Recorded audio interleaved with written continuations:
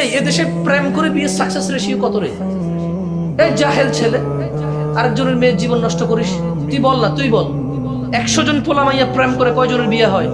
তোরা যে জানা করিস, এই গর্ধব মেয়ে, এই বর্বর মেয়ে, তোর মাথায় কি গোবর রে?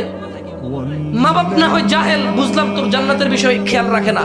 বোন আমার তোর বয়স 14-15 হয়েছে না?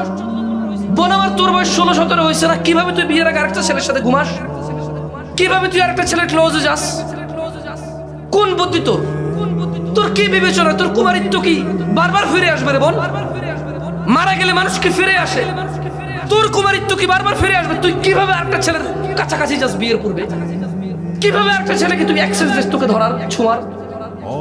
এই দেশের জানাবে বিচারকে প্রেম বলে। ওই জানাবে বিচার যা প্রেমই বললাম, সাকসেস রেশিও কয়টা? কয়টা ছেলে মেয়ে প্রেম করে কয়টা বিয়ে হয়েছে? তা তোরা যে প্রেম করে জানাবে বিচারে লিপ্ত হস,